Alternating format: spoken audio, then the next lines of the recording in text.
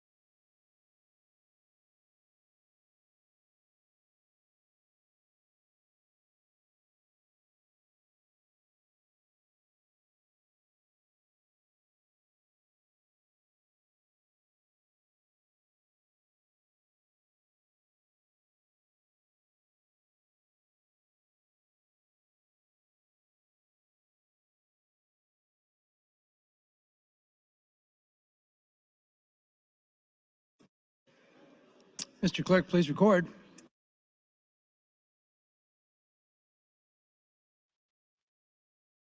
There's a quorum present, Mr. President. Thank you, Mr. Clerk. Are there any corrections for the journal? I have no corrections this Thank you, morning. sir. Any messages, reports, or announcements? Mr. President, one item, I have a report from the Education Committee regarding the appointment of Technical Advisory Committee for statewide assessment. That's all I have this morning. Thank you, sir. Speaker Hilgers. Thank you, Mr. President. Good morning, colleagues. I wanted to give you a brief update before we start our day today. I appreciate all the response yesterday from my comments.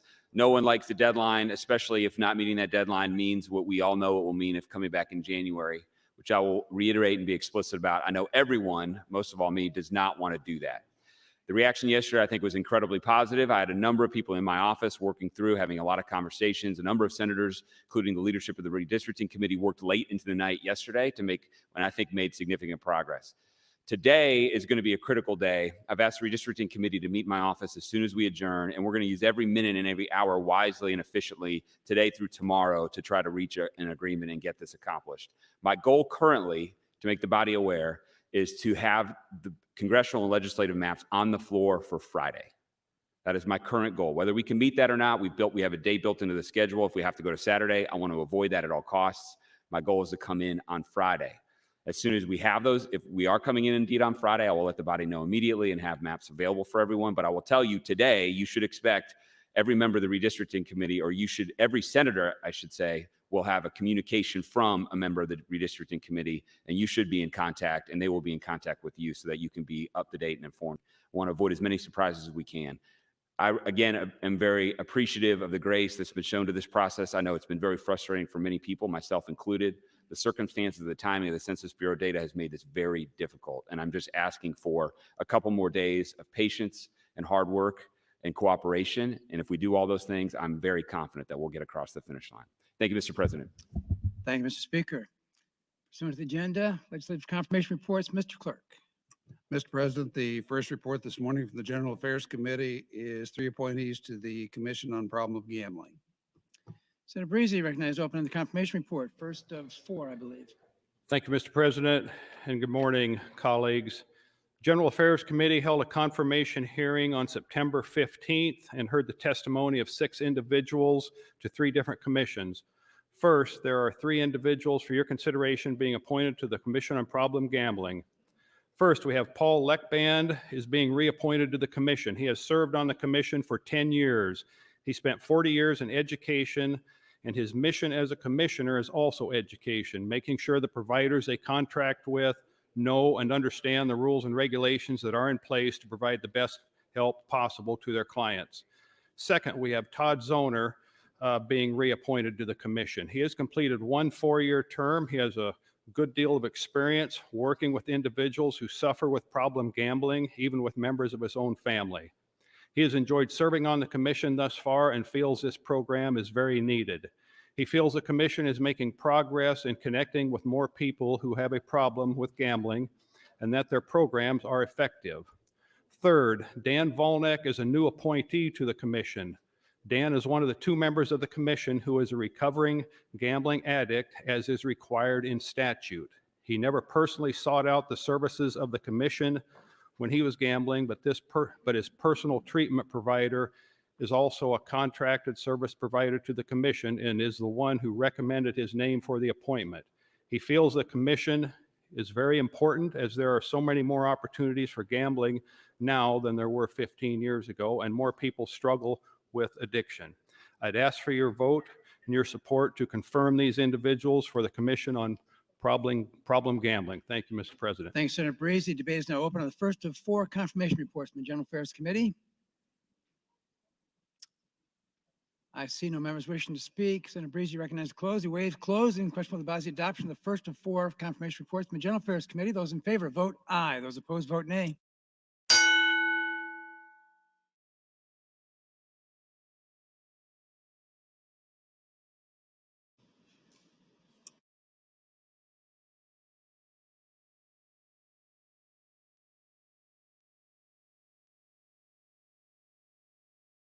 Have you all voted care to?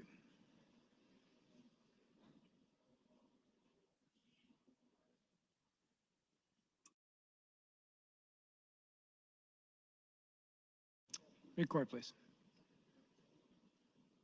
37 ayes, no nays on the adoption of the report. Report is adopted. Senator Breezy for your second report. Mr. Clerk, do you want to read that first? Mr. President, the next report from General Affairs Committee is Shane Grekel to the State Racing and Gaming Commission. Thank you, Mr. Clerk. Now, Senator Breezy. Thank you, Mr. President. Shane Grekel is being reappointed to the Nebraska Racing and Gaming Commission. He was first appointed in 2020 to fill out the remainder of a term that had been vacated. He has a lifetime of experience in the equine industry and has been educating himself extensively on the voter initiative from 2020 and also on LB 561, which was passed earlier this year. He wants to ensure the will of the legislature and the will of the voters is implemented, but he wants to proceed with caution as gambling is a new industry in our state. He is hopeful the casino revenue will help to revitalize horse racing in Nebraska, and he feels the role of the commission is to regulate, set precedent, establish safety standards, and grant licenses based on qualifying criteria set forth by the commission. I'd ask for your support in confirming Shane Grekel to the Nebraska Racing and Gaming Commission. Thank you, Mr. President. Thanks, Senator Breezy. Debate is now open on the report. Senator Coltman. Good morning, colleagues. I rise in support of Shane Grekel's reappointment to the General Affairs Committee, or to the Racing Commission. I've known Shane for a long time, and he's a level-headed thinker. I think he'd really do a good job on that committee, and he has a strong interest. He's already reached out to me to visit with things about, well, what are your thoughts about this and that, about these new racetracks and things of that nature. Open-minded individual. I'd encourage you to support this. Thank you. Thanks, Senator Coltman. Senator Erdman. Thank you, Lieutenant Governor. I was wondering if Senator Breezy would yield to a question. Senator Breezy, yield, please. Yes. Senator Breezy, thank you. So what are the qualifications to serve on this committee, on this commission? Qualifications, I would, the new appointees, there is some statutory language outlining their qualifications, required qualifications. The existing members of the commission, such as Mr. Grekel, I don't know if there really are any statutory qualifications. Okay. Simply common sense, good judgment, and All right. possibly some experience in the industry would be helpful. So would there be any requirement that they've been involved in the industry at all in the past? I don't think so. I'd have to look at the statute to be certain, but this particular appointee, I don't believe there is any requirement. So he's a current commissioner now? He's on there now? Yes. Okay, thank you. Thanks, Senator Erdman. I see no further discussion. Senator Breezy recognized to close. He waives closing. Question for the body is the adoption of the report. Those in favor vote aye. Those opposed vote nay.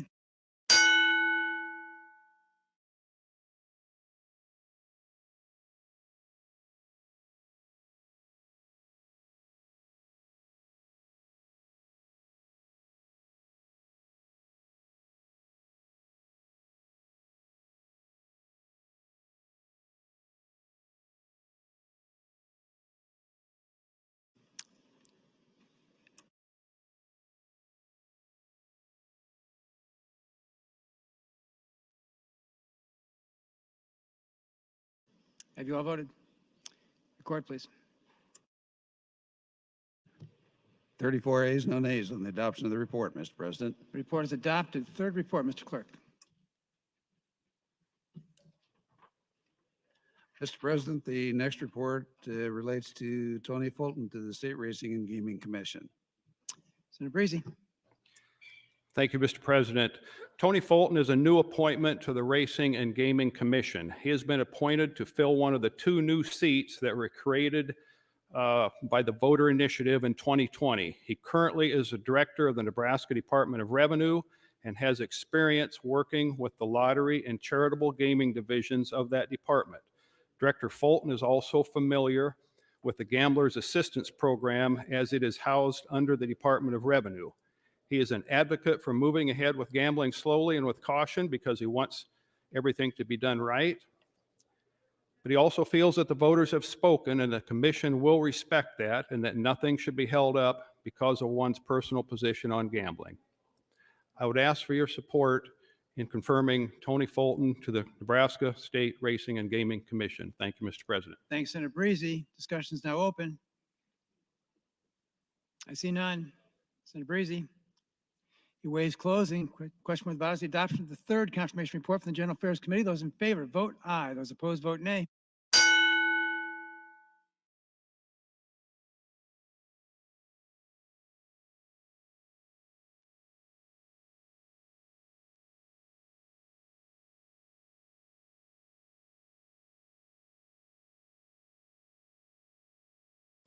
Have you all voted care to? Record, please. 37 ayes, no nays on the adoption of the report, Mr. President. Report is adopted. Fourth report, Mr. Clerk. Mr. President, the next report from General Affairs Committee is for Kim Lowe to the Nebraska Liquor Control Commission. Senator Breezy. Thank you, Mr. President. Kim Lowe is a new appointee to the Nebraska Liquor Control Commission and has been serving since June. She has been in the liquor industry for many years, but changed businesses 5 years ago when Senator John Lowe was first elected to the legislature. She has a very different perspective than anyone else on the commission and understands the pros and cons of the three-tier system we have in Nebraska that deals with the manufacture, distribution, and retail sale of alcohol. I would ask for your support in confirming Kim Lowe to the Nebraska Liquor Control Commission. Thank you, Mr. President. Thank you, Senator Breezy. Debate is now open. I see no members wishing to speak. Senator Breezy, recognized to close. He waives closing. Question for the body is the adoption of the confirmation report. Those in favor vote aye. Those opposed vote nay.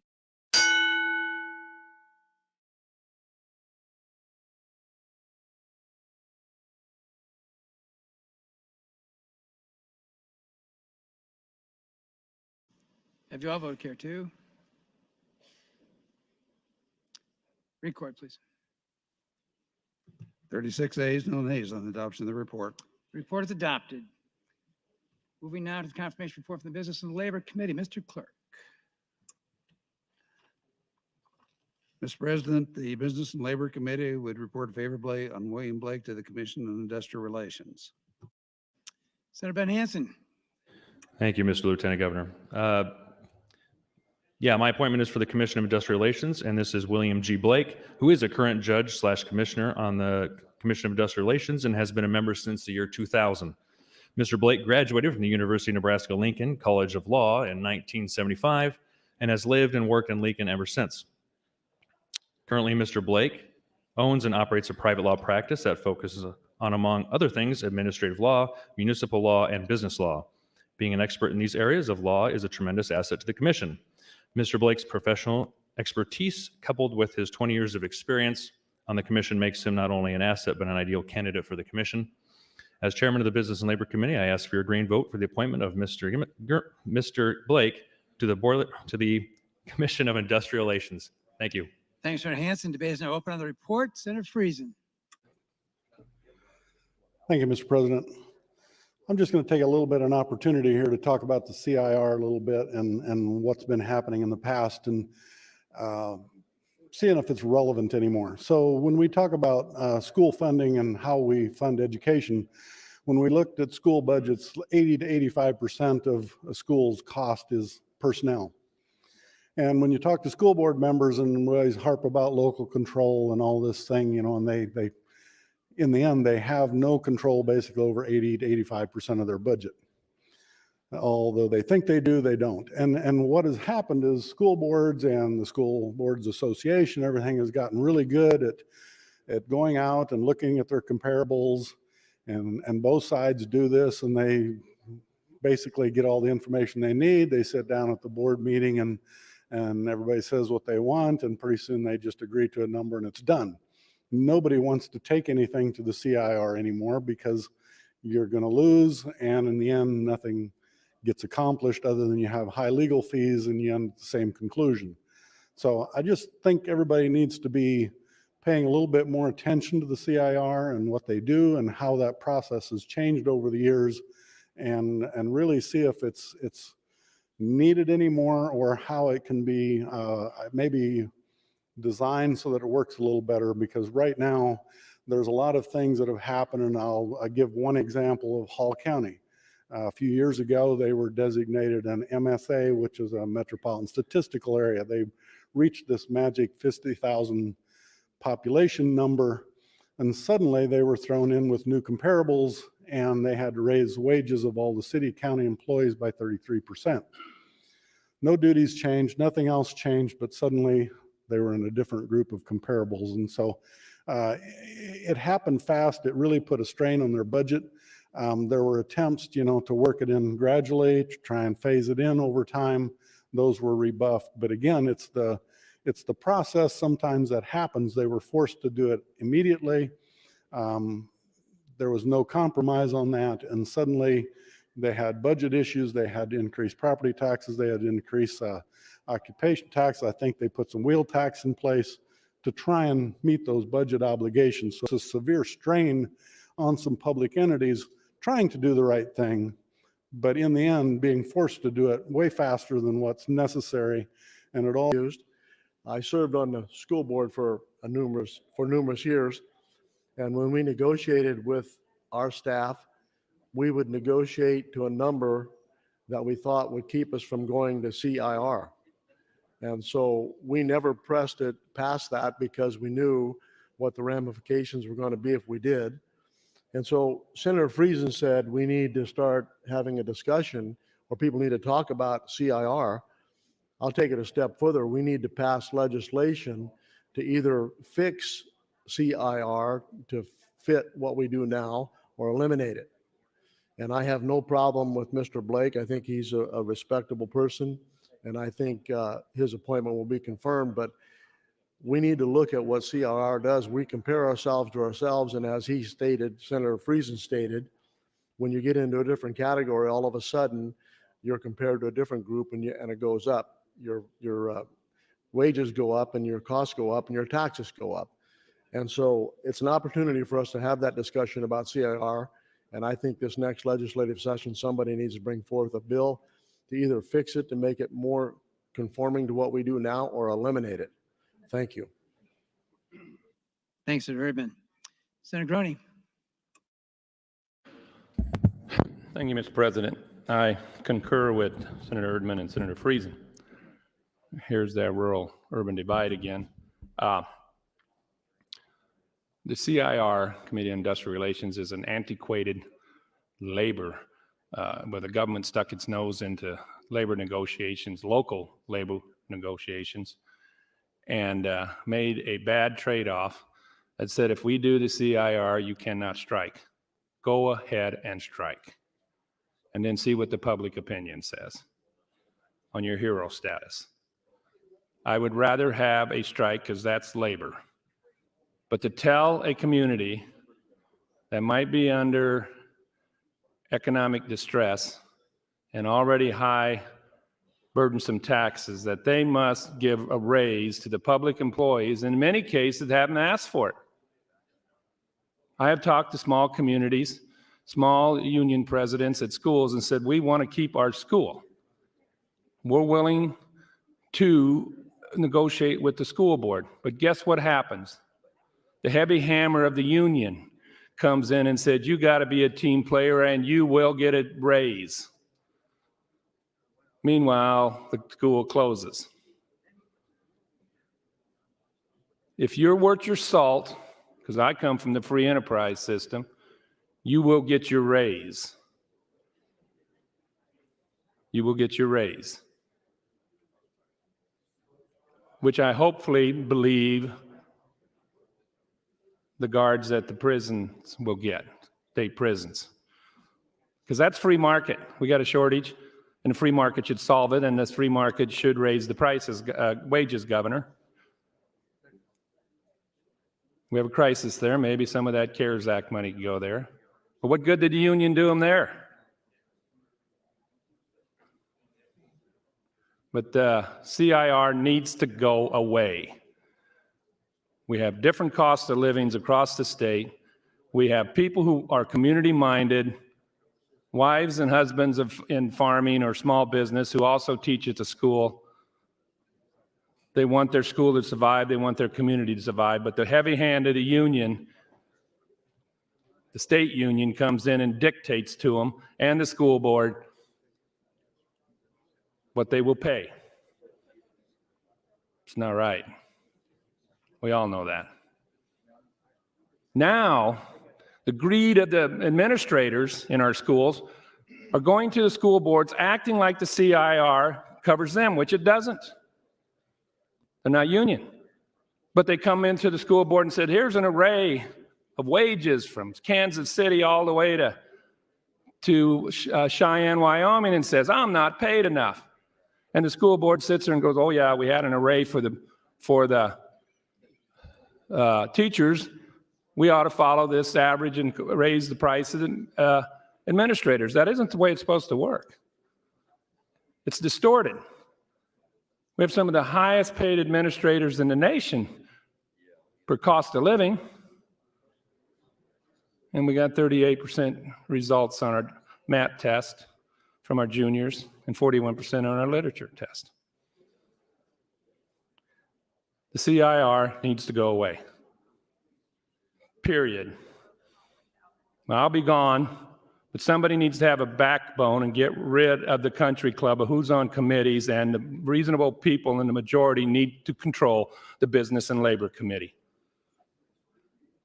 And a bill needs to be on the floor, and it needs to be debated.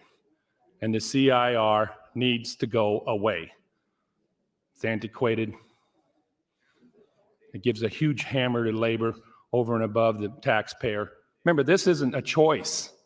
This isn't free enterprise where I can decide to do business with this company because wages went up and their prices went up. I am forcibly, by threat of confiscation, forced to pay property taxes.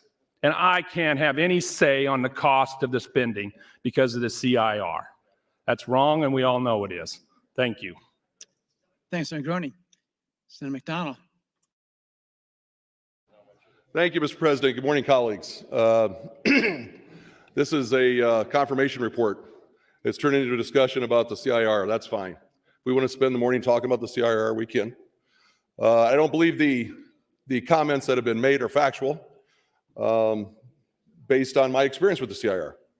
Also, there's a subject matter expert here. There's a person here as a state senator in 2011, Senator Lathrop, spent many hours on trying to come up with a compromise on how to improve the CIR for both sides. And it's worked so far. Because one thing that's done, it's kept people at the negotiating table. It's kept people collectively bargaining at that table and continuing to try. Because the changes in the CIR were fair to both sides, not one side over the other. It's similar work, similar conditions, similar skills. Twice as big, half as small. You start looking at those things, you start looking at comparability.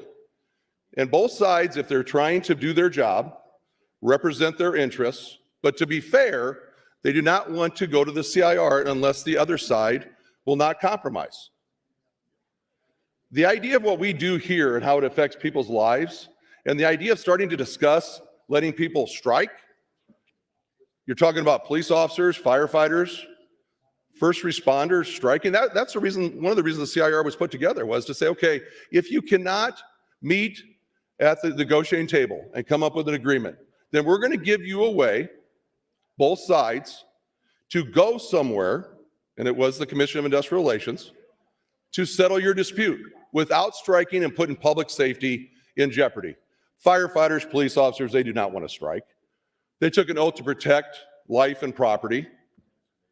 They'll continue to go ahead and fulfill that oath, but you have to treat them fairly. You can't have a discussion about eliminating their option of where they would go if they meet an impasse at the negotiating table. And that's what the CIR does. I'm not saying that the CIR can't be improved on, but with the work they did in 2011 and what Senator Lathrop did and the work and the leadership he showed saved the state of Nebraska based on the idea of continuing in court year after year, local municipalities going to court year after year, because it made improvements and it made it fair. The Commission on Industrial Relations can always be improved on, but it has to be looked at as a fair process and what's best for both sides of the people, both sides sitting at that collective bargaining table, and the people that they're also representing. Thank you, Mr. President. Thanks, Senator McDonald. Senator Lathrop. Thank you, Mr. President. Good morning, colleagues.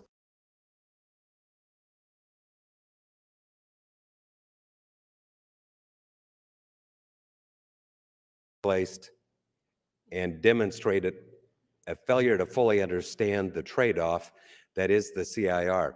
Understand, colleagues, the CIR is simply a panel of people who will go look at people that do similar kinds of work in similar communities with similar skills and figure out what the average pay is, and that's the award. You don't go to the CIR and game or get some judgment that's greater than the average pay for that kind of work. So if you're a teacher, whatever the average is for a similar type school district doing similar type work. When we made the changes in 2011 that Senator McDonald referred to, we made a number of changes that made the criteria more objective, more tight. And as a consequence, it's easy for the political subdivision and the employees to see what's going to happen when we go to the CIR. There's not a lot of guesswork here. You can tell who's going to be in your array. You can figure out what their average is. We made sure they take into account benefits at the same time. So what our teachers get is average pay. And if you're negotiating with the school district and you're too high, you're going to end up in the CIR. By the way, an expensive process, figuring out who the array is, figuring out what the average hourly rate of pay is for those type of employees. But let me talk about the trade-offs. So what we did in Nebraska is we said public employees cannot strike, but they will have a panel that they can go to where they can get average pay for what they do. Now, the argument for eliminating that is that there are some administrators, by the way, who aren't covered by this, who come up with their own array, and Senator Groney thinks they're overpaid. If that's the argument, they're not even eligible to go to the CIR. So it doesn't make sense. But let me tell you who would like to eliminate the CIR today, probably, and have the right to strike, and that would be our friends over at the Department of Corrections. Because they could have a strike for 15 minutes and probably get $15 an hour more than they're making right now. We can't afford to have people on the front line, whether it's state patrol, your police officers, your fire and rescue people, or God forbid, the Department of Corrections employees strike. What would we do with our 5,700 inmates if those folks who are committed to this job recognize that they have an avenue at the CIR, stood out in front of the penitentiary and said, "We're not working today," and held up a sign that said, "I want more money"? By the way, we got people that need fed. We got people that need to be let out, people that need showers. Who's going to do that if we let them strike? This was a trade-off made by thoughtful people. And when people stand up here and say we should get rid of the CIR, it's a nice soundbite, particularly if you don't really care for labor or labor unions. But it doesn't make sense. The CIR was reformed. It has resulted, those reforms have resulted in fewer people going there. More certainty for the employer, more certainty for the employee, and what they get from this process is average pay for the kind of work they do. Not extraordinary pay. We don't go down to the CIR and appeal to someone and ask them to show mercy and give us more money because I got to make a house payment. 1 minute. They look to see what average pay is, and the average pay is awarded to that labor organization. And because both sides know that, they enter into agreements that provide for average pay for people in a similar community doing similar work. Don't buy into this idea that our employees should strike and we should eliminate the CIR. That's a bad place to go down. I can tell you I've spent a lot of time on this issue. Average pay. Thank you. Thanks, Senator Lathrop. Senator Blood. Thank you, Mr. President. Fellow senators, friends all, first of all, I want to start out by thanking Senator McDonald and Senator Lathrop, who are avid supporters of Nebraska's unions, as am I. And I want to help Senator Groney because I think he's a little confused. He actually talked about two different organizations, one of them being CIR, one of them being SECBA. And I'm happy to talk off the mic and explain the difference between the two. But the only reason I am standing up was the ridiculous phrase, heavy hand of the unions. If it wasn't for the unions, your children would still be working in factories and not in school where they belong. If it wasn't for unions, there would not be the safe workplaces that we have today.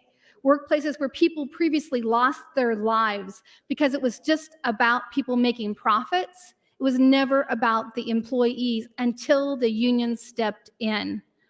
You already heard it. Police, fire, teachers, construction workers, trades. They have unions, and they have unions because they deserve better working conditions. And don't say that that would happen without unions, because we know damn good and well that's not true. They deserve a decent standard of living for working their butts off. And if you're a teacher right now with all that's going on with the mask mandates, is there one, isn't there one, who's contagious, who isn't, who's been infected today, who hasn't? Would you want to teach in today's schools right now? They deserve the retirement that they get, because I can't imagine teaching in public schools right now. Health, safety, education, training, a voice at work where you're not just a number, you're a human being who deserves to be treated like a human being. And unions don't see color, don't see culture. They don't care where you come from. They care that you get a fair shake. Be you male, be you female, no matter how you identify. They don't care. They want you to have what's right and what you deserve. Reasonable retirement. Unions, not just for members, but also for their families. When these people were lifted up, their families were lifted up. And that you need to talk to union members and ask how it changed their lives for the better. So when I hear heavy hand of the unions, it makes me sick. Senator Groney is always talking about history. Read the history of what happened and how unions came to be. Because if you do, to stand then on a mic and say the heavy hand of unions is ridiculous. And I'm sorry, because I sit on the Business and Labor Committee, and I want us to move forward with this appointment, but I'm not going to sit silent while unions are talked about like that on the floor. They lift people up. They give them a voice. I don't know, for those of you that are in my age bracket, do you remember when teachers that were women made less than men because men had to provide for their families? When female teachers got pregnant, they weren't allowed to wear maternity clothes because you wouldn't want the children to know that you were pregnant. Don't fool yourselves. And by the way, if you're really worried about the people, let's talk about right to work, because we're a right to work state. Everybody's worried about losing their jobs if they're not vaccinated. Guess what? In Nebraska, you can be fired for any reason. Any reason. Oh, but here's the consolation prize. You can also quit for any reason. If we're talking about workers and we're talking about what's fair, let's look at the big picture, because there's a lot of stuff that needs to be corrected. 1 minute. With that, I know we want to get on to the appointment, but please let's not stand here and pontificate in a negative fashion about labor, because I could talk all day, and I would if people keep coming to the mic. Thank you, Mr. President. Thanks, Senator Blood. Senator Groney. Senator Blood, that was the most disgusting thing I've ever heard. I said one union, not unions. I said public unions. I am a big supporter of unions. I was endorsed by the railroad unions. CIR only covers public unions. Public unions. I am not against my local school district unionizing. I am not against the Omaha Police Department unionizing. Negotiate with your local government. I am all for that. That's what happens in just about every single other state in the union. So don't slander me. I said one union, teachers union. The state teachers union. All right? I am pro-union. I know what happened in the past when the railroaders lost a hand, they'd be fired that day. I don't believe that the scale should be tipped to the public unions because of the CIR. Economies are different in every city, in every local district. It should be negotiated between the taxpayers and the union. What services am I willing to pay for?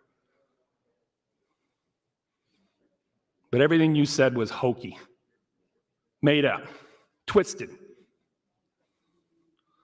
You do it too often, it's about time you get out of here until I'm done speaking. Don't take my time unless I ask you to take it. Anyway, the governor. Whew. Anyway, the CIR needs to go. It is antiquated. It's destroying small school districts. It's destroying small police departments. It's undermining public service because when wages go up, people have to be laid off. That's what the CIR does. You want to know why there's 25, 30 kids in a room? The CIR. That's why. It needs to go away. And you talk about variances? What they negotiated was a variance in the CIR negotiations, Senator Lathrop. Is that not correct?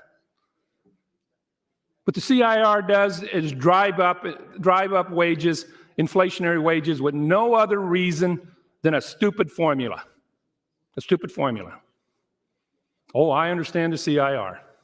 And so does every person who's a county commissioner, a school board member. Well, I don't know about them. But because they just listen, they do what they're told. City council person understands it. They understand it. And it takes their management abilities away from them or their budgets. It needs to go away. Thank you, Mr. President. Thanks, Senator Groney. Senator Pauls. Thank you, Lieutenant Governor. I pushed my button, and many things have been said since I pushed my button. I'm almost discouraged to stand up here and speak on this particular issue. We ought to listen to ourselves. Sometimes we ought to record what we're saying on both sides of this. I am not an expert in this particular area, but I do have a question for Senator Lathrop, if he would answer. Senator Lathrop, would you please? I will. Senator Lathrop, I was down here when you were working on this, and this was a hot issue. But what senator I can recall, I think from Hastings, who negotiated with you on this? Dennis Utter. We spent 9 months in meetings with the League of Municipalities, the Chamber of Commerce, Labor, and it was Senator Utter and myself. Okay. A banker and strong conservative from Hastings. Yes. Senator Utter served with me on the banking when I chaired banking. This guy was as hard-nosed, great guy, but as hard-nosed as you can get. Hard-nosed as some of you in here. I know when he first started, he had the attitude that some people have about this concept. But he and Senator Lathrop brought something together that I call on both sides, brought it together, and we agreed to it. So it may have some warts that we may have to take a look at.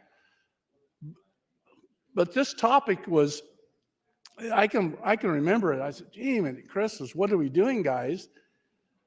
But they worked it out. We're not talking about somebody who's moderate. We're talking about somebody who was, as I say, probably as hard-nosed as you can get. A great guy. As I said, he served with me on the banking committee. You didn't run over him. You didn't blindside him. But he stood up with Senator Lathrop and said it was time to do what we needed to do. And apparently it did work. And if some of you believe that it needs to be taken, need to take a look at it again, I can't argue with that. But we have to get away from this. It's either us or them. I came down here looking for balance. That's what I'm after. I'm sincerely trying to help some of those schools in the country schools. I am, and I'm from the big city. But I was born in a small town. I grew up in a small town. I'm not against what's happening out there. It saddens, as I said, it saddens me to see what's happening or has happened to my small town. Let's try to reinvigorate those towns. But I can assure you right now, the number, because I had a conversation with the president of Wayne State several months ago, and she said, it's going downhill. Fewer people are going into teaching, as in many of the professions. But if we have fewer people going into teaching, it's going to be harder to get people to teach in some of the small towns. So we have to think about that. And I'll just give you a little bit of history. Many years ago, we're talking about a day or two ago, when I first came to a small town in Nebraska, I interviewed. 1 minute. 1 minute? Yes, sir. Okay, thank you. I interviewed, and this is what happened. They gave me a salary, and I walked away because I was a young person at that time. I walked away with this unbelievable salary, and I found out that the teachers who were married to ranchers, I made almost double what they made because they knew they had to, that's where they were located. So not everything is black and white, but I got more. I wasn't any better. They had been teaching a while. I was basically new. So let's back off on some of this stuff, this rhetoric, and and if we need to take a look at it, let's challenge the good senator to take a look at it again and see if we have the warts to remove them, and maybe we don't have the warts. Thank you. Thanks, Senator Pauls. Senator McAllister. Yes, thank you, Mr. President. Good morning, colleagues. When I joined the Platt Institute in January of 2009, our first assignment was to write 2 papers, one on the desirability about retaining the CIR, and the other paper about dismissing or ending the CIR. We wrote those 2 papers, and the consensus was that retaining the CIR was the very best move to make. I can attest to the fact that Senator Lathrop was instrumental in getting an agreement on the CIR that has stood the test of time. I think during the 10 or 11 years since the CIR law was passed, we've only had just a handful of cases before the CIR. CIR was a good agreement, and it stood the test of time. In addition, in my work experience at McAllister and Company, we had the Teamsters Union, and they're a hard-headed union. But you know, during the 35 years we were in business, we never had a strike.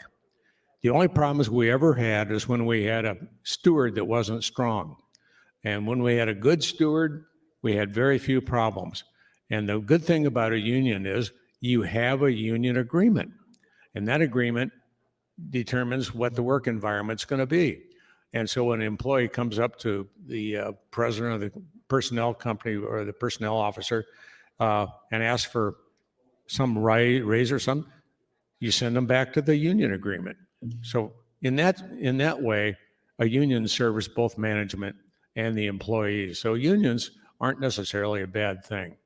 One thing about a public union, the teachers union, let's say, you can see what happens to a city when the teachers walk out. Chicago, New York, take some of those big city teachers unions and the disruption that occurs when those unions strike.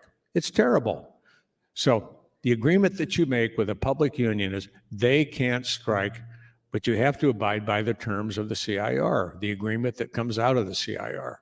And that's a good system, and it stood the test of time. Thank you, Mr. President. Thanks, Senator McAllister. Senator Blood. Thank you, Mr. President. I hadn't planned on speaking again, but fellow senators, friends all, I'm going to speak real briefly. I don't understand when we have certain senators who, if you question what they say and you intimate that perhaps they said something incorrectly, then it explodes on the mic later. I'll always find that puzzling, but maybe by saying that, I'm going to again get an explosive response. Who knows? But I appreciate passion, right or wrong, and I appreciate people's right to say things on the mic. But I do like what Senator Pauls has brought, what Senator McAllister has brought. They're bringing reason to it. And with all due respect, I don't believe you can say that you support unions and then you cherry pick which ones you like and don't like. They all serve the same purpose. But again, that's my personal opinion. I'm not saying somebody else is not entitled to their opinion. But what I will say is that if indeed we feel that tweaks need to be made to make this organization better, I think we have a lot of really smart lawyers in the body right now who can get together and can help us do better, but I don't think it needs to be eliminated. And again, that has nothing to do with the appointment that we need to get to. And I promised the speaker that I would only talk for 1 minute so we could be rolling forward. I don't know if anybody else is in the queue, but with that, I would yield my time back to you, Mr. President. Thanks, Senator Blood. Senator Ben Hansen recognized to close on the report. He waives closing. Question with the body is the adoption of the confirmation report for the Business and Labor Committee. Those in favor vote aye. Those opposed vote nay.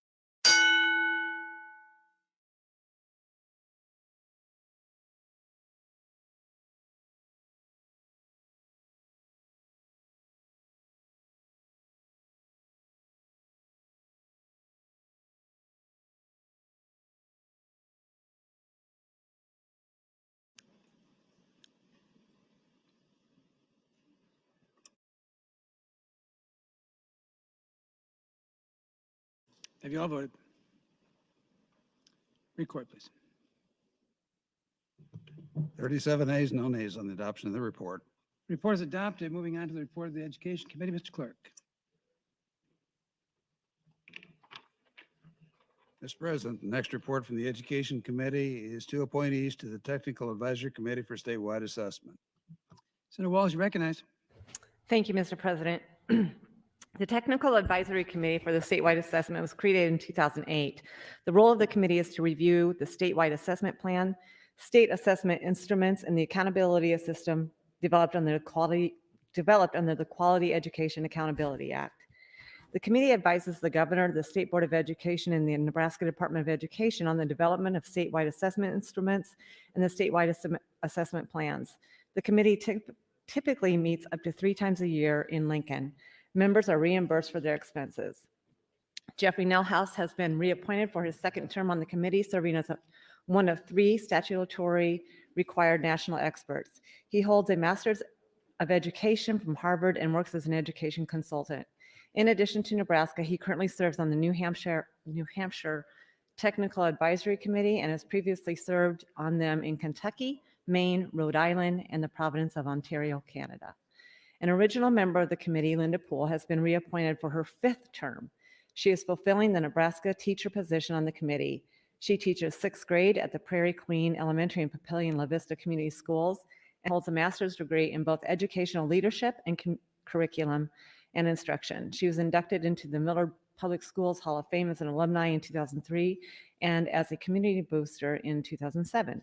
Thank you for your time, and I ask for the confirmation of Jeffrey Nelhouse and Linda Poole. Thank you, Mr. President. Thanks, Senator Walls. Debate is now open on the confirmation report.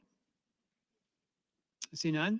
Senator Walls recognized closed. She waives closing. Question from the body is the adoption of the confirmation report from the Education Committee. Those in favor vote aye. Those opposed vote nay.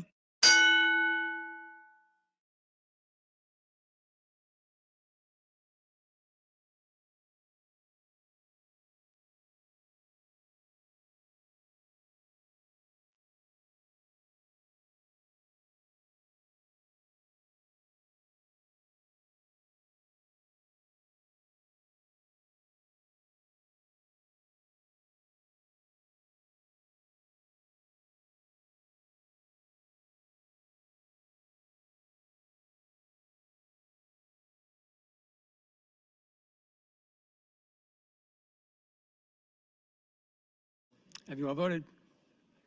Record, please. 39 ayes, no nays on the adoption of the report. The first report from the Education Committee has been adopted. Mr. Clerk. Education Committee would report favorably on James Shear to the Board of Educational Lands and Funds. Senator Walls. Thank you, Mr. President. This is a new appointment to the Board of Education Lands and Funds. The board was established in the Nebraska Constitution in 1875 to serve as trustee of lands contributed to the state in 1867 by the federal government. It provides general management of all lands set aside for educational purposes, which includes approximately 3,200 agricultural leases, as well as mineral and renewable energy leases. This is a 5-member board, and the appointed members serve a term of 5 years. Members are paid $50 a day when actually engaged in the performance of their duties of the office and reimbursed for necessary travel expenses. Jim Shear, the former speaker of this body, is appointed to the at-large position and will be filling the statutory requirement that one member of the board shall be competent in the field of investments. During his first 2 years in the legislature, he served on the Education Committee. In addition to his time in the body, Jim previously served on the Norfolk School Board as mayor of Norfolk and on the Nebraska State Board of Education. Thank you for your time, and I ask for the confirmation of Jim Shear.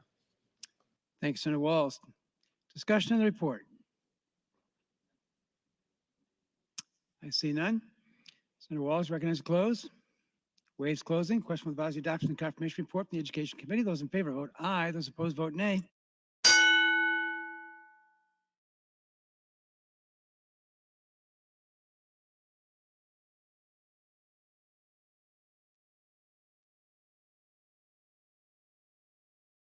Have you all voted? Record, please. 41 ayes, no nays on the adoption of the report. Confirmation report has been adopted. Next report, Mr. Clerk. Mr. President, the Education Committee would report favorably on Darren Good to the Nebraska Educational Telecommunications Commission. Senator Walls. Thank you. The appointment to the Nebraska Educational Telecommunications Commission, or this is an appointment.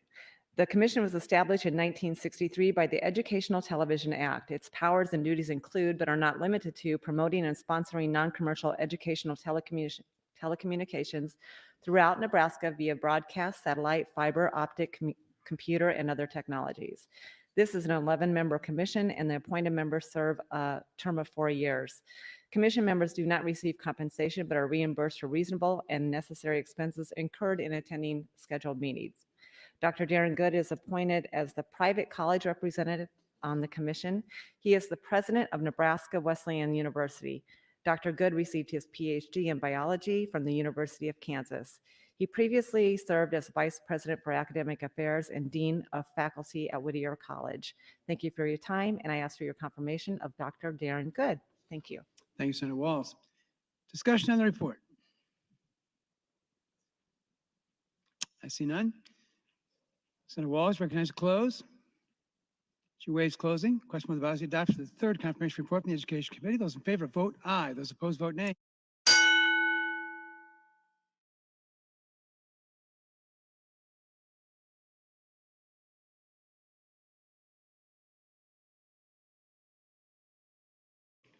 Have you all voted?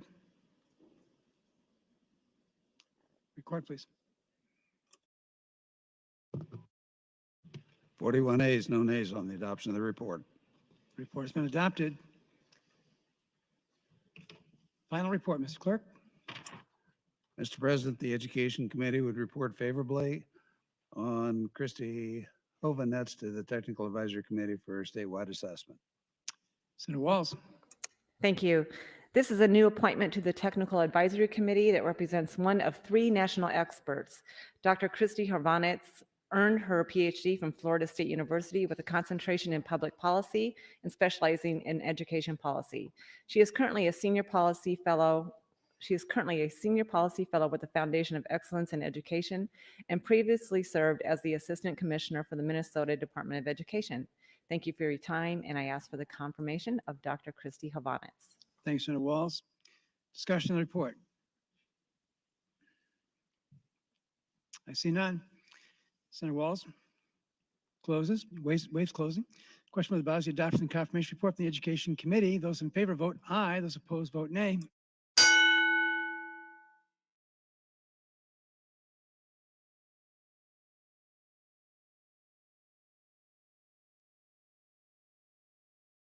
Have you all voted? Record, please.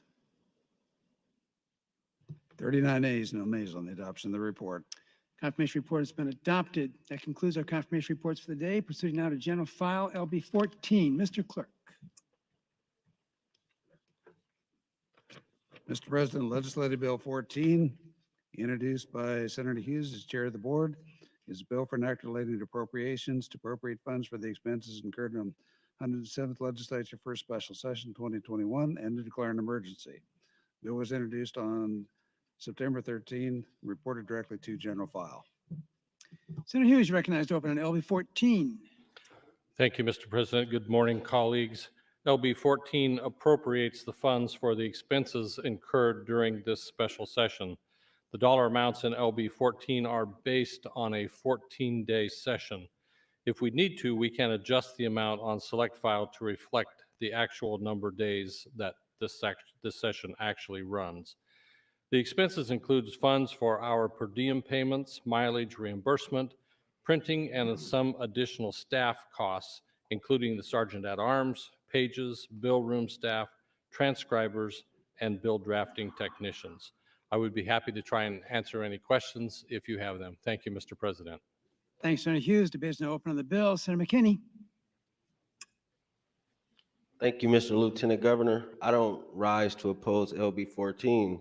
I just received a weekly update from the Inspector General on the state of our prison crisis, and I just wanted to share it with you all if you haven't read your emails. This week, we wanted to make you aware of a fight that took place in the Diagnostics and Evaluation Center on Saturday night. There are currently 24 men sleeping on cots in the gym at DEC because of COVID-related precautions. On Saturday night around 10 p.m., there was no one guarding the gym. A corporal who was leaving work the day had happened to walk by the gym and noticed 2 inmates in a fight with a third inmate.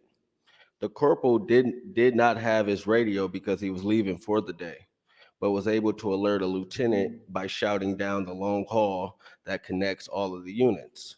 Since this incident, one person who was working at DEC that night has contacted our office to express ongoing concerns about staff safety.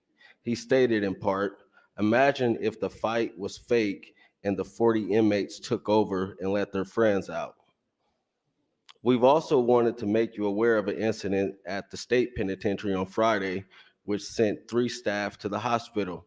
Around the same time, we sent out our last email.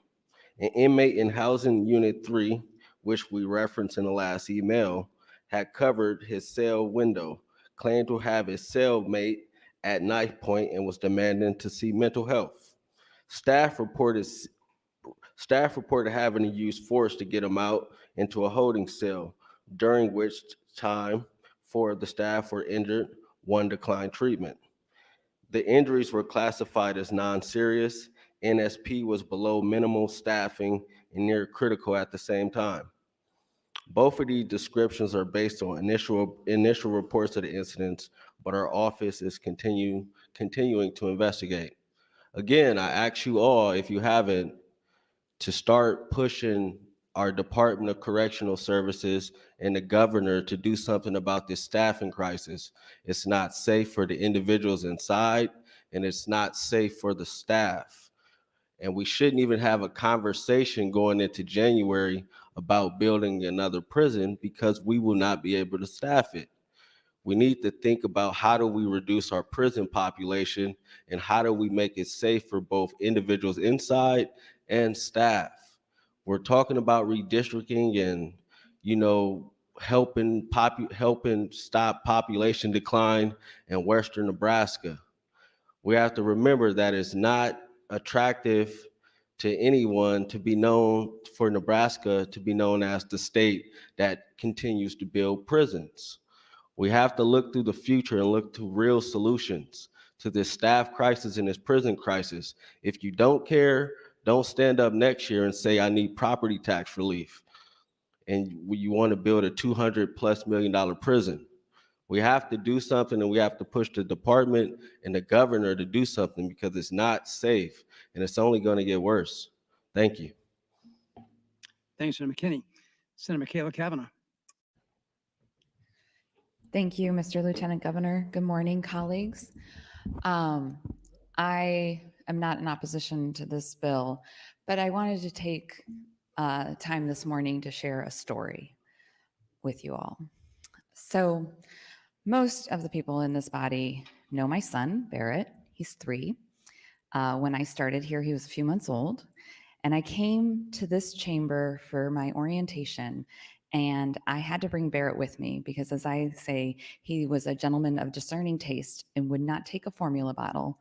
And so I had to bring him with me to nurse. And I called in advance to the clerk's office to ask about where I could do so, and was informed at that time that there was no mother's room. This began a journey for me. I knew that I would have my own office. I knew that I would have my own private space. But I also knew that there were so many women that worked in this building that didn't have that luxury. And so I wanted to make sure that they had the opportunity to take care of their child while also working. I introduced a bill. It went to Government Affairs. It did not get out of committee. I worked with then Speaker Scheer, Senator Brewer, Senator Hilgers, Senator Matt Hansen, and Mr. Ripley of the Capitol Commission. I think you can see a theme in the individuals that I worked with. Then a wonderful woman came into the room, the legal counsel, who's actually sitting on the floor today, for the exec board. And she suggested a space. And all eyes turned to me to see if it was acceptable. And I said, absolutely, as long as we can put a sink in it and it's a private room that locks, it's acceptable. That began the process of figuring out how much that would cost, because everything has to be Capitol original. And the exec board agreed that the space could be a new mother's room, but we could not spend a single dollar of taxpayer dollars. So I was given a $40,000 fiscal note, and 24 hours later, I had a donor who donated the funds for the room. I found out yesterday that the furniture has been moved out, that the room is being used as an office for a gentleman. And I found it out not from any of those gentlemen that were sitting in that room with me that day, but from a woman who works in the building who no longer has access to this room. Thank you, Mr. Lieutenant Governor. Thanks, Senator Kavanaugh. Senator Groney. 4 days, didn't you? I wanted to make the point nobody has, but our speaker cut the 90-day session to 84 days. So there were 6 days that we didn't get per diems. Additional costs were not there. So Senator Hughes, would you take a question? Senator Hughes, you yield, please. Of course. Senator Hughes, have you run the numbers, or did accounting run the numbers, really what the offset is, this special session versus if we'd have went 90 days on the regular session? Not specifically. The bill for this special session is approximately $9,300 a day. I don't have those figures at my fingertips for a regular session, but I'm thinking the per day is very similar. Thank you. Well, I want to let the taxpayers know that really we would have ran 90 days if we could have done this during the session, and it's pretty much an offset. Senator Hughes mentioned transcribers and clerks, and those people are fully employed. They are here if we're in session or not. So there's no additional cost there. Basically, it's our per diem, our travel expenses that this cost is, and I would think it's pretty close to a wash, not quite. So I appreciate the management of Senator Hughes and the speaker where they cut the session short and has offset it with this special session. Thank you, Mr. President. Thanks, Senator Groney. Senator Hughes, your light is on. You may close if you care to, or speak to the bill. I will I would like to respond to Senator Kavanaugh if she would yield to some questions. Senator Kavanaugh, you're on the floor, please. No. Not seeing Senator Kavanaugh, I will proceed. It's unfortunate that she found out yesterday that thank you, Senator Kavanaugh, that the mother's room had to be changed. I would like to remind her that I did reach out to her on July 27th of this year to have a conversation about the change to the mother's room. As in my position as chairman of the exec board, I have to make decisions all the time on office space. And I will remind you that this is only a temporary move, but we did need additional office space because of the HVAC project. So I did reach out to Senator Kavanaugh on the 27th. We exchanged texts, and she indicated she could not engage with me at that point, and she would let me know when she was back in the state and call me. She did not. If we want to talk about the mother's room, there's a little more to the story. The expense for the mother's room was significant to the state of Nebraska. I think the total was around $137,000 that the state, I'm sorry, $37,000, not $137,000. All of the furniture, I believe, was donated, and part of the negotiations, and I was not one of the persons in the room when this was being discussed, but I do believe from several sources that Senator Kavanaugh did assure that the state of Nebraska, she would procure donations to cover that cost for the state of Nebraska. As of yesterday, there is still an outstanding balance of $7,676. So, Senator Kavanaugh, would you yield to a question? Senator Kavanaugh, yield, please. Yes. Thank you, Senator Kavanaugh. Is that correct that in your attempt or your desire to provide this mother's room, you did indicate that you would secure donations so the state of Nebraska was not on the hook? Yes. And where are we at with this last 76, 77? I wasn't aware that there was an outstanding balance. I'm sure if we send the invoice to the donor that can be resolved immediately. Okay, that would be great. Do you recall the text chain that I had with you back in July when you were on vacation? Yes, I do. And did you reach out to me once you got back to the state? I did not, and you did not tell me what it was in regards to. I thought it was in regards to my hearing and the scheduling of my hearing, which your office and my office worked out together. And since that seemed to be resolved, and I had no indication that it was about anything else and no further communication with you, like an email about this, I did not follow up. You are correct. Okay, very good. Ladies and gentlemen, the mother's room is an important addition to this building. There's also I think it's a pod is what it's called, on the first floor that is available to mothers with young children. So it's not like we do not have any space whatsoever. And many of you will remember that you have come to me and wanted to make changes in your offices. You want to move, you don't want to move, lots of things, and I have to make very tough decisions because there are a lot of moving pieces in this building. There's a lot of office space. We have a tremendous amount of personnel that needs space to do their job. And I have to make some very tough decisions, and I know some of you don't like the decisions I've made, but we have a plan. It was approved by the executive board, I believe, back in 2015, and we're sticking to that plan. And part of that plan says that the legislature, the executive board of the legislature, can move offices find office space when we have to. And this was an instance when we did have to find that space. I apologize to Senator Kavanaugh that she found out yesterday. I did my part to reach out to her and did not get responded to. That's time. Thank you, Mr. President. Thanks, Senator Hughes. Senator Michaela Kavanaugh.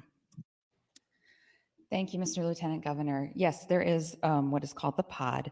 It's on the first floor in the copy room. It is less than an ideal location. It does not meet the needs of the legislation that was introduced and the conversations that we had preceding that around what a mother's room actually is. The pod is a space that a woman can go to privately and pump or nurse a baby. It is not a mother's room.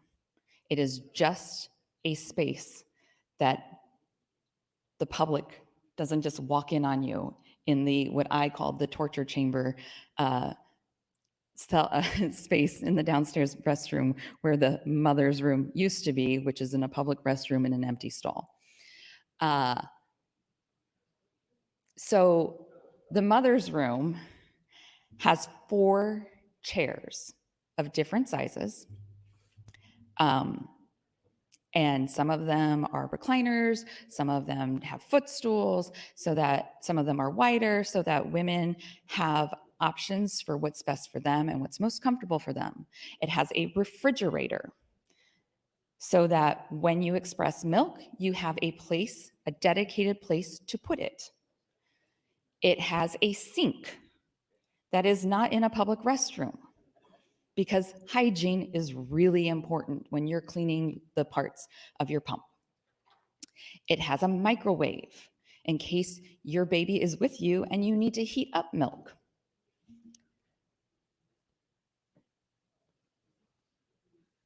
It is gone. It is gone. The whole legislature should have been informed that it was gone,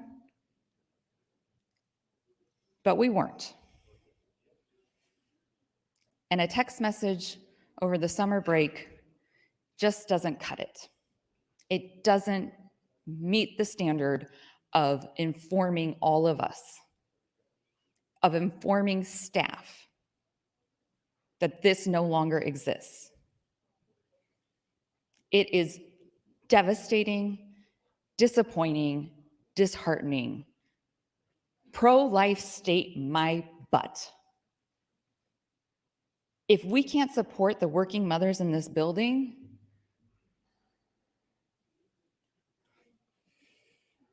man, it's like talking out of both sides of your mouth, people. You can't say families first. We love babies. We want to raise up children. If you can't support working mothers in our own building, and a mother's room isn't just for when you have a newborn baby. When you are pregnant and your legs are swollen and you are tired all the time because your body is literally growing a human being, you might want a comfortable place to just sit down over your lunch break, put your feet up, and take a rest. A mother's room is so much more than just a place to pump. It is a place to accommodate working mothers and their needs so that they can be the best employee and be the best mom. I don't know why that office, that person can't share an office with somebody else. They can have my office. You can move that individual into my office. I will give up my office. 1 minute. I am dead serious. I will give up my office. This can be my office until you have a space for him. But that mother's room should be reinstated immediately. Thank you. Thanks, Senator Kavanaugh. Senator Hunt. Lieutenant Governor, this got me really heated, and I've got to get on the mic and say some things about this.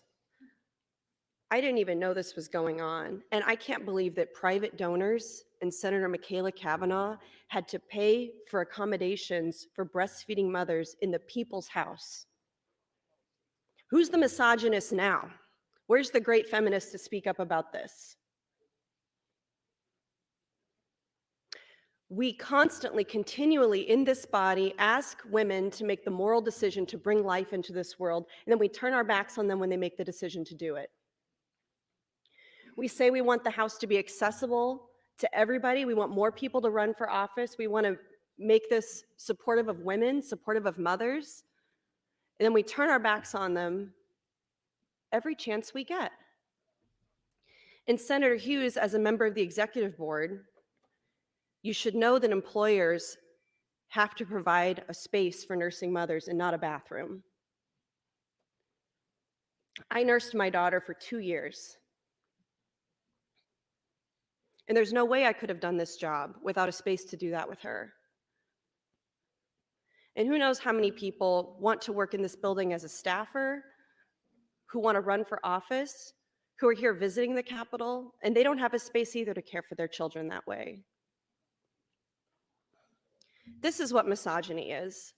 It's institutional, systemic decision-making on the part of people to exclude women, to exclude people who have these experiences. And this is something that every member of this body should be speaking against, and we should continue to have this conversation off the mic, because as soon as possible, that mother's room should be reinstated.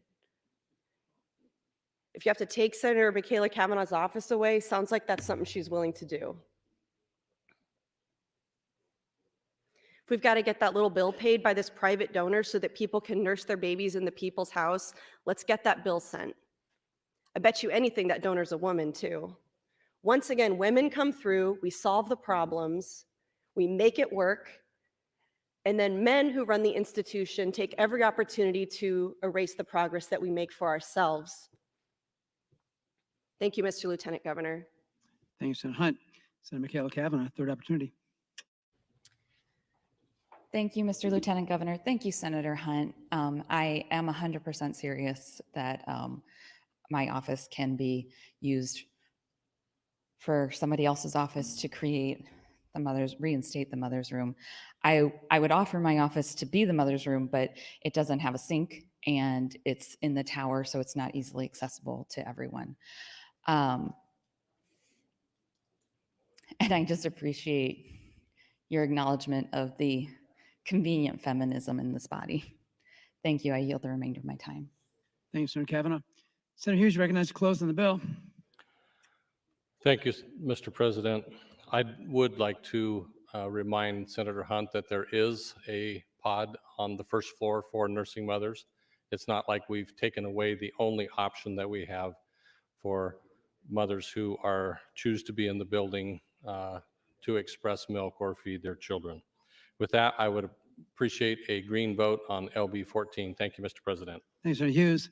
Members, you heard the discussion on LB 14. The question for the body is the advance of the bill. Those in favor vote aye. Those opposed vote nay.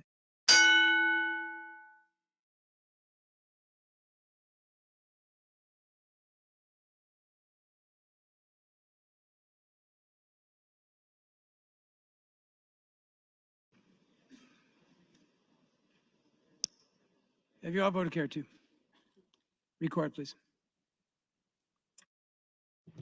41 ayes, no nays on the motion to advance the bill. LB 14 advances. Items to the record, please. Thank you, Mr. President. Your Committee on Enrollment and Review reports Legislative Bill 6 and Legislative Bill 5, both to select file. Finally, priority motion, Senator Slama would move to adjourn until Thursday, September 23rd, 2021 at 9:00 a.m. Members, you heard the motion to adjourn. Those in favor say aye. Those opposed say nay. We are adjourned.